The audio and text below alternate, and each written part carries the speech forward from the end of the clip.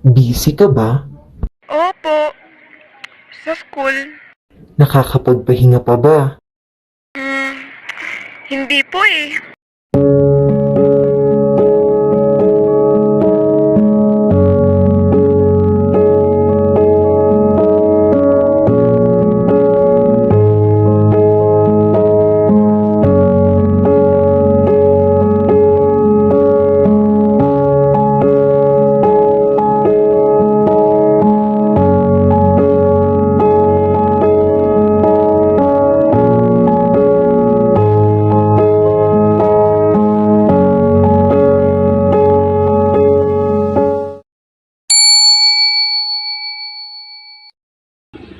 Pwede po kayo ma-interview?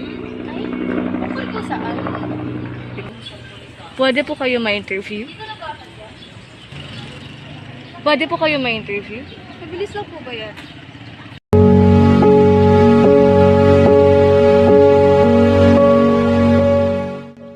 Uy! Kanina ka pa dyan ah. Natutulog ka pa ba? Kailangan ko kasi tapusin din. Wala kasi yung deadline. Sure ba? Gusto pa rin nga. Sige. Maganda ka rin. Malaki mo.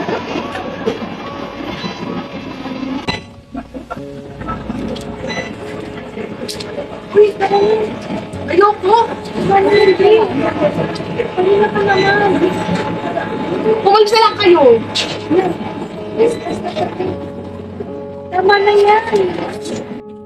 Poor sleep can lead to an increase in the body's production of cortisol, also known as the stress hormone. And that stress can make you feel irritable and angry. Paano naman kapag di ko makain? Lunch break na. Tama lang kaka-review. Oo nga, kain muna tayo. Hindi pa ako gutom tsaka kailangan tapusin tong schoolworks.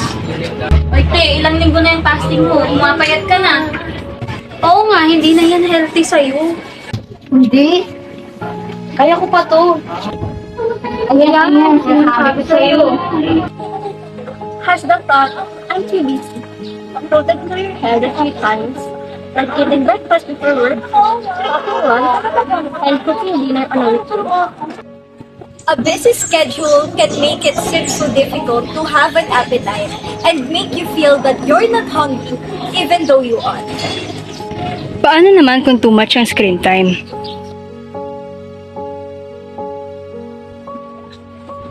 Uy, kanina ka pa ba sa cellphone na? Baka na yan.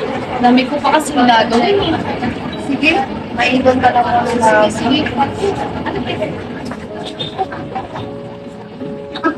Whether at night or during the day, using screens for long periods has been associated with higher rates of depression, anxiety, and other mental disorder in adults and children.